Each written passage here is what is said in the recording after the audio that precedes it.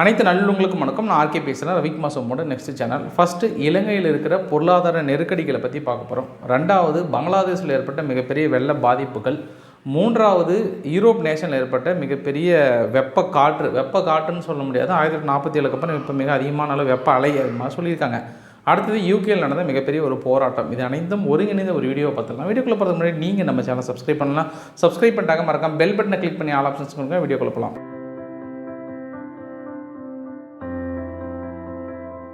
இலங்கையில் மிகப்பெரிய ஒரு அனௌன்ஸ்மெண்ட்டு வரும். அதை திங்கக்கிழமை இருந்த ஸ்கூலாக இருக்கட்டும், கவர்மெண்ட் ஆஃபீஸாக இருக்கட்டும், எல்லாத்தையும் க்ளோஸ் பண்ணுங்கள். அந்தளவுக்கான பெட்ரோல் டீசல் தட்டுப்பாடு தான் காரணம். பொது போக்குவரத்து வந்து நிறைய பெரிய அளவுக்கான முடக்கங்கள் ஏற்பட்டிருக்குன்னு சொல்லியிருக்காங்க. பொது போக்குவரத்து இந்த ஸ்கூல் காலேஜ் எல்லாம் க்ளோஸ் பண்ணதற்கான முக்கிய காரணம், அதாவது மூடுவதற்கான காரணம் என்ன அப்படின்னு சொல்லியிருக்காங்கன்னா, பெட்ரோலு டீசலு கேஸு முழுமையாக என்கிட்ட கிடைக்கலன்னு சொல்லியிருக்காங்க. இலங்கை முழுமையாக லிட்ரா அப்படின்ற நிறுவனம் தான் பெரும்பான்மையாக கேஸ் எல்லாம் சப்ளை பண்ணுறாங்க. அவங்க என்ன சொல்லியிருக்காங்கன்னா, என்கிட்ட ஸ்டாக் எதுவுமே இல்லை, இருக்கிற வரைக்கும் கொடுத்துட்டோம், இதுக்கப்புறம் சுத்தமாகவே இல்லை. கல்ஃப் கண்ட்ரீஸ் கிட்ட பேச்சுவார்த்தை நடத்திட்டு இருக்கோம், அவங்க இதுக்கப்புறம் கொடுத்தா மட்டும்தான் இங்கே இருக்கிற கேஸ்ன்னு சொல்லியிருக்காங்க. அதுக்காக இலங்கை நிர்வாகம் என்ன பண்ணிட்டாங்கன்னா, இதுக்கப்புறம் வரக்கூடிய கேஸ் இருக்கு இல்லையா, இந்த கேஸை பொறுத்த வரைக்கும் சுகாதாரத்துறைக்கு மட்டும்தான் யூஸ் ஆகும், மற்ற நிறுவனங்களுக்குலாம் யாருக்குமே இல்லை, அதை பொதுமக்களுக்கு சுத்தமாக இல்லை, நீங்கள் க்யூவில் நிற்கிறது வேஸ்ட் அப்படின்ற சொல்லிட்டாங்க. இதுக்கு முன்னாடி இருக்கிற வரைக்கும் என்ன பிரச்சனை அப்படின்னா, விலையேற்றங்கள் அதிகமாக இருந்தாலும் பெரிய பெரிய பணக்காரர்கள், அது இல்லாமல் அரசு ஊழியர்கள்லாம் இருக்காங்க இல்லையா, அவங்களுக்கு வந்து நார்மலாகவே கிடைச்சிது. அதனால் அவங்க என்ன பண்ணிட்டாங்க, இந்த விலையேற்றம் பெரிய அளவுக்கான பாதிக்காமல் ஓரளவுக்கு சமாளிச்சுட்டு இருந்தாங்க. இப்போ என்ன பிரச்சனைனா, பணம் கையில் இருக்குது, எல்லாமே இருக்குது, ஆனால் அங்கே கேஸ் இல்லை, பெட்ரோல் இல்லை, டீசல் இல்லை. இதற்கு 2 விதமான காரணங்களில் மிக முக்கிய காரணங்கள் என்ன சொல்கிறாங்கன்னா, சமீபத்தில் இந்தியா வந்து ஓரளவுக்கான உதவிகள் வந்து தொடர்ந்து பண்ணிகிட்டே இருந்தாங்க. அங்கே வந்து குறைய தெளிய அடிப்பாங்கன்ற மாதிரி குறைய வந்து கொடுத்துட்டே இருந்தாங்க. ஆனால் திடீர்னு ஒரு குற்றச்சாட்டு வைக்கிறாங்க.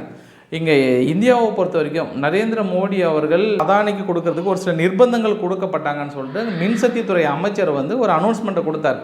அந்த அனௌன்ஸ்மெண்ட்டுக்கு அப்புறம் இந்தியாவுடைய உதவிகள் பெரும் அளவுக்கு வரவில்லை அப்படின்னு சொல்கிறாங்க. வரலன்றது மட்டும் தாண்டி அப்படியே இந்தியாவை பொறுத்த வரைக்கும் ஹோல்டு பண்ணிட்டாங்க. இப்போ ஹோல்டு பண்ண உடனே இலங்கைக்கு மிகப்பெரிய ஒரு சிக்கலாக இருக்குது. அந்த சிக்கலின் நெருக்கடி தான் இந்த அளவுக்கான உச்சத்தில்னு சொல்லியிருக்காங்க. இந்த உச்சத்தையும் தாண்டி அவங்ககிட்ட இருக்கிற அடுத்தடுத்து பணம் அச்சடித்தாங்க இல்லையா, இந்த பணம் அச்சடிக்கிறது கூட என்ன பிரச்சனை அப்படின்னா, அடுத்தது சேலரி கொடுக்கறதுக்கு பணம் இருக்குது, ஆனால் போதிய அளவுக்கு வாங்குவதற்கான அந்நிய செலவாணிகள் எதுவுமே கையிருப்பு இல்லைன்னு சொல்லியிருக்காங்க. அது இல்லாமல் ரஷ்யாவுடன் ஏற்பட்ட பிரச்சனை, அதாவது ஒரு ஃப்ளைட் வந்து திடீர்னு அவங்க நீதிமன்றம் வந்து பிடிச்சி வைக்க சொன்னாங்க இல்லையா, அந்த ஒரு பிரச்சனை. ஸோ இது எல்லாம் ஒன்று சேர்ந்து IMF என்ன பண்ணிட்டாங்க, தொடர்ந்து கடன் கொடுக்கலன்னு சொல்லிட்டாங்க. ஸோ இன்னுமே அவங்க பேச்சுவார்த்தை நடத்திட்டே தாங்கிறாங்க. நேற்று கூட டான் அவர்கள்கிட்ட மிகப்பெரிய ஒரு கோரிக்கை வச்சாங்க. ஐயா டான் அவர்களே, இது மாதிரி உலக வங்கி வந்து கடன் கொடுக்க மாட்டேன்னு சொல்கிறாங்க, நீங்கள் இன்ன வரைக்கும் ஒரு 600 மில்லியன் அளவுக்கு தான் கொடுக்குறீங்க, அதை கொஞ்சம் அப்படியே எக்ஸ்டெண்ட் பண்ணி நீங்கள் கொஞ்சம் பேச்சுவார்த்தை நடத்தினா எங்களுக்கு கொடுப்பதற்கான வாய்ப்புகள் இருக்குது, நீங்கள் கொஞ்சம் ரெக்வஸ்ட் பண்ணுங்க அப்படின்ற மாதிரியும் இங்கே ரணில் விக்ரமசிங்கே ஒரு கோரிக்கையை விடுத்திருக்கிறாரு. அந்த கோரிக்கைக்கு இன்னும் அவங்க பதிலளிக்கவே இல்லை. பதிலளிக்கிறது மட்டும் இல்லாமல் சரி பார்க்குறோம்பா வெயிட் பண்ணுங்க அப்படின்ற மாதிரி தான் சொல்லியிருக்கிறாங்க. ஸோ இன்ன வரைக்கும் போதிய அளவுக்கான நிதி ஆதாரம் இவங்க கைக்கு கிடைக்கவே இல்லை. அதனால் பொதுமக்கள்கிட்ட நீங்கள் பெட்ரோல் வாங்குறதுக்கோ டீசல் வாங்குறதுக்கோ யாரும் நீங்கள் இதுக்கப்புறம் கியூவில் நிற்காதீங்கப்பா, உங்களுக்கு கிடைக்காது அப்படின்னு சொல்லிட்டாங்க. இப்படி ஒரு சூழ்நிலையை வந்து அந்த மக்கள் வந்து உணர்ந்திருக்கவே மாட்டாங்க. ஸோ இதுதான் பிரச்சனைனா, உணவு தட்டுப்பாடு வந்து இன்னும் அதிகமாக இருக்குன்னு சொல்லியிருக்காங்க. அதாவது போராட்டத்தை அனௌன்ஸ் பண்ணாங்கல்ல, அப்பையை விட இப்போ வரும் காலங்களில் பார்த்தோம் அப்படின்னா இருக்க இன்னும் அதிகமான சுச்சுவேஷன் தான் இருக்குன்னு சொல்லியிருக்காங்க. ஸோ லிட்ரா நிறுவனம் இன்றைக்கி காலைல சொல்லியிருக்காங்க, நாங்கள் அதிகபட்சம் சவுதி கிட்ட வந்து கேட்டிருக்கிறோம். சவுதி நிறுவனம் வந்து என்ன சொல்லியிருக்காங்கன்னா, இன்னும் ஒரு 2-3 நாள் வந்து நாங்கள் பரிசீலனை பண்ணி கொடுக்குறோன்ற மாதிரி சொல்லியிருக்காங்க. அது வந்தது அப்படின்னா இங்கே இருக்கிற அவசர கால சூழ்நிலைக்கு அந்த கேஸ் வந்து உதவும். அப்படி இல்லாத பட்சத்தில் சுத்தமாக எதுவுமே இல்லை அப்படின்னு கைவிரிக்கிறாங்க. ஸோ ஒரு நாடு ரன் ஆகணும் அப்படின்னா 3 விஷயம் மிக முக்கிய விஷயமா இருக்கணும். ஏன்னா இப்போதைய காலகட்டத்தில் பெட்ரோல், டீசலு, உணவுப் பொருள், கேஸு இதெல்லாம் இருந்தால் தான், அந்த கேஸ் இருந்தால் தான் சிட்டியில் இருக்கிறவங்களாம் அடிப்படை அட்லீஸ்ட் பேசிக் சமையல் சாப்பிட்றதுக்காவது ஏதாவது ஒன்று இருக்கணும்ல.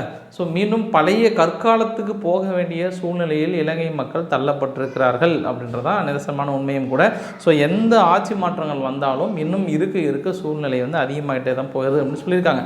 ஏற்கனவே ரணில் விக்ரமசிங்கே என்ன சொன்னார் அப்படின்னா, வரும் காலங்களில் இலங்கையோட சூழ்நிலையை 2 வேளை உணவு உண்பதை மிகப்பெரிய ஒரு விஷயம் அப்படின்னு சொல்லியிருக்காங்க. ஸோ அதை உறுதிப்படுத்தும் விதமாக இருக்கின்ற நிகழ்வுகள் அனைத்தும் இருக்கின்றது.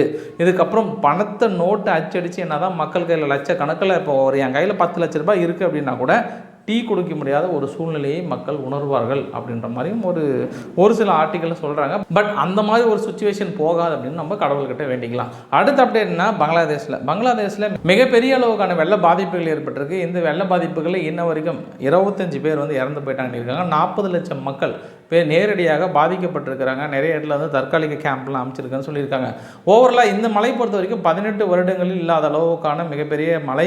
சிட்டாகாவ் அப்படின்ற ஒரு பிளேஸில் மிகப்பெரிய அளவுக்கான நிலச்சரிவு ஏற்பட்டிருக்கு. இந்த நிலச்சரிவில் 4-5 பேர் அப்படியே டோட்டலாக வீடோட டோட்டலாக அந்த மண்ணோட மண் அப்படி சரிஞ்சிட்டாங்க. உள்ள மீட்க முடியாத ஒரு சூழ்நிலை அப்படின்ற மாதிரி சொல்லியிருக்காங்க. ஸோ அது இல்லாமல் இப்பயே ஏற்கனவே சரியான மழை பெஞ்சிட்ருக்கு. இது இல்லாமல் இன்னும் அடுத்த 2 நாட்கள் இன்னும் கனமழை பொழியும்னு சொல்லியிருக்காங்க. அதனால் 40 மேபி அது வந்து அப்படியே இன்னும் டபுளாக 80 லட்சம் மக்கள் பாதிப்பதற்கான வாய்ப்புகள் இருக்குன்னு சொன்னோம். நம்ம நேற்று தான் அசாமில் ஏற்பட்ட வெள்ள பாதிப்புகளை பார்த்தோம்.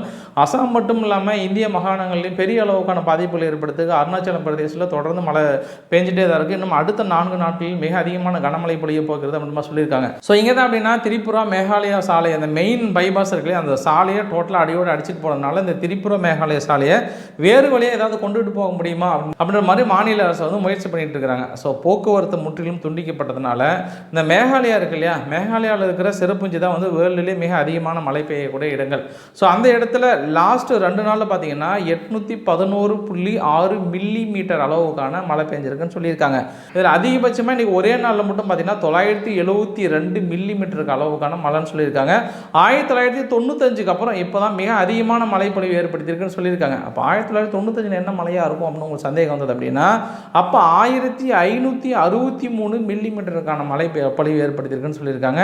ஸோ இந்த அதாவது பங்களாதேஷை ஒட்டி இருக்கிற திரிபுரா மேகாலயா அந்த அசாம் இந்த மாரி அந்த சுற்றி இருக்கிற மொத்த ஏரியா வந்து வெள்ளத்தால் மிக கடுமையான பாதிப்புகள் வரும் கூடிய வாரங்களில் இன்னும் பாதிப்புகள் மிக அதிகமாக இருக்குன்னு சொல்லியிருக்காங்க. ஸோ போர்க்கால அடிப்படையில் அரசு வந்து தீவிரமான நடவடிக்கைகள் எடுத்துக்கொண்டு இருக்கிறார்கள். இந்திய அரசும் சரி அதேமாதிரி பங்களாதேஷை ஒட்டியுள்ள பங்களாதேஷ் அரசும் சரி நாங்கள் எடுத்துக்கொண்டு இருக்கிறோம். ஆனால் இந்த பாதிப்புகளிலிருந்து மீள்வதற்கு குறைந்தது ஒரு 2 மாதங்களாக ஆகும்ன்ற மாதிரி சொல்லியிருக்காங்க. யூரோப் நேஷன் பார்த்திங்க அப்படின்னா மெயினாக ஸ்பெயின், பிரான்ஸ், இட்டாலி இங்கெல்லாம் மிக அதிகமான வெப்ப அலைகளை வீசி கொண்டு இருக்கிறது. 40லிருந்து 42 டிகிரி செல்சியஸ் வரைக்கும் இருக்குன்னு சொல்லியிருக்காங்க. ஸோ இந்த மாதிரி ஃப்ரான்ஸில் அங்கே இருக்கிற மக்கள் எப்படி உணர்ந்திருக்காங்கன்னா 1947க்கு அப்புறம் இப்போ தான் அது மாதிரியான ஒரு வெப்பத்தை உணர்கிறாங்கன்னு சொல்கிறாங்க. உணர்ந்து மட்டும் இல்லாமல் மக்கள் பெரிய அளவுக்கு அதாவது அங்கே இருக்கிற அரசாங்கம் என்ன சொல்லியிருக்காங்கன்னா பொது இடங்களில் டே டைமில் எந்த கூட்டத்தையும் கூட்டக்கூடாது அப்படின்னு ஒரு அனௌன்ஸ்மெண்ட்டை கொடுத்துருக்குறாங்க. மக்கள் வந்து தேவையின்றி வெளியே வர வேண்டாம் அந்த மாதிரி மக்கள் ஃபுல்லாக கடற்கரையை நோக்கி குவிஞ்சிட்டு இருக்கிறாங்க. ஸோ இங்கே தான் அப்படின்னா அமெரிக்காவும் வந்து மிகப்பெரிய அளவுக்கான வெப்பலை வீசிட்டு இருக்கு. அமெரிக்காவில் கனாசாஸ் அப்படின்ற பிளேஸில் 10,000க்கும் மேற்பட்ட மாடுகள் இருந்திருக்குன்னு சொல்லியிருக்காங்க. 2 நாளாக மிக வைரலான வீடியோக்கள் இதுதான். அந்த வைரலான வீடியோவில் நிறைய மாடுகள் இறந்த வண்ணமாக இருக்குது. இதுதான் வந்து பஞ்சத்தின் உச்சம் அப்படின்ற மாதிரி சொல்லியிருக்காங்க. பஞ்சம்னு சொல்ல முடியாது, தண்ணி இல்லாத வறட்சி இல்லாத மிக அதாவது ஹீட் வேவ். ஒவ்வொரு வருஷமும் ஹீட் வேவ்ன்றது 2லேருந்து 3 டெம்பரேச்சர் அதிகமாகிட்டே தான் போகுதுன்னு இருக்காங்க. அப்போ இன்னும் ஒரு 10 வருஷத்துக்கு கழித்து பார்த்தோம் அப்படின்னா மனித இனம் மிகப்பெரிய ஒரு கேள்விக்குறியாக இருக்கும். இங்கே என்னடானா நிலத்துக்காக அடிபட்டுக்கிறாங்க, அடுத்த 10 ஆண்டு யாராங்க ஆக்கிரமிக்கிறதுன்னு. ஆனால் அந்த மனித இனமே இருக்குமா இல்லையான்னு தெரியாத அளவுக்கான வெப்ப அலை வந்து இன்னும் கொஞ்சம் கொஞ்சமாக முன்னேறிட்டு போகுதுன்னு இன்னொரு பக்கம் வந்து கவலைகளை அளிச்சிட்டு இருக்காங்க. யூகே போரிஸ் ஜான்சன் அவர்கள் ரகசியமாக போயிட்டு தன்னுடைய நண்பரை வந்து சந்தித்தார், ஓலன்ஸ்கி அவர்களை சந்திச்சுட்டு வந்தார்ல. அதே சமயத்தில் இங்கே யூகேயில் மிகப்பெரிய அளவுக்கான போராட்டம், விலைவாசிகளை கட்டுப்படுத்த அரசு தவறிவிட்டது. இந்த அரசு தவறுது மட்டும் இல்லாங்க எங்களுடைய வாழ்க்கை செலவு வந்து மிக அதிகமாக இருக்குது. வாங்கக்கூடிய சம்பளத்தையும் தாண்டி கடன் வாங்கி வாழ்க்கையை நடத்துகின்ற ஒரு சூழ்நிலையாக இருக்குன்னு இருக்காங்க. யூகே எந்த அளவுக்கான ஒரு நாடு, எந்த அளவுக்கு ஒரு பணக்கார வர்க்கத்தின் மிகப்பெரிய ஒரு நாடு, அந்த நாட்டிலே வாழ்க்கை செலவு அதிகமாக இருக்குன்னு போராட்டம் பண்ணுறாங்க அப்படின்னாங்கன்னா சூழ்நிலை வந்து எந்த அளவுக்கான விலையேற்றம் இருக்கும் அப்படின்னு நம்மளால் கற்பனைக்கே எட்டாத ஒரு விஷயம். ஏன் அப்படின்னா ஏற்கனவே நான் சொல்லியிருக்கேன், எல்லா அகதிகளும் ஒரு நாட்டில் பிரச்சனை அப்படின்னா அந்த அகதிகள் போகக்கூடிய முதல்ல சூஸ் பண்ணக்கூடிய நாடு எதுனா யூரோப் நேஷன், யூகே, யூஎஸ். அந்த யூகேல இவ்வளோ பெரிய பிரச்சனை, அங்கே இருக்கிற மக்கள் போராடுறாங்கன்னா மிகப்பெரிய ஒரு பிரச்சனை. அந்த மக்களோட குற்றச்சாட்டு இன்னும் விஷயம் என்னென்னா போரிஸ் ஜான்சன் அவர்கள் உக்ரைன் மீது காட்டப்படுகிற அக்கறை எங்கள் மீது ஒரு 50% காட்டினார்னா போதும்பா, எங்கள் நாடு கொஞ்சம் இந்த பொருளாதார சூழ்நிலை கொஞ்சம் மாற்றம் தெரியுமான குற்றச்சாட்டும் இன்னொரு பக்கம் இந்த போராட்டத்தில் போரிஸ் ஜான்சன் மீது வைக்கப்படுகிறது. ஏன்னா இவர் இந்த சமயத்தில் இங்கே மக்கள் போராடுறாங்க இல்லையா, இதே சமயத்தில் நாங்கள் போய்ட்டு நண்பரை பார்த்தார் இல்லையா, அதன் விளைவாக கூட இந்த எதிர்ப்புகள் கிளம்பி இருக்கணும் சொல்லியிருக்காங்க. ஆல்மோஸ்ட் எல்லா அப்டேட்டும் கவர் பண்ண நினைக்கிறேன். இதில் மிஸ் ஆச்சு அப்படின்னும் போது உக்ரைன் ரஷ்யா அப்டேட் வந்து ரவிக்குமார் சோமில் அப்டேட் பண்ணுறேன். பிடிச்சிருந்தால் லைக் பண்ணுங்கள், உங்கள் ஃப்ரெண்ட்ஸுக்கு ஷேர் பண்ணுங்கள், சப்ஸ்கிரைப் பண்ணுங்கள் ரவிக்குமார் சேனலில். நன்றி, வணக்கம்.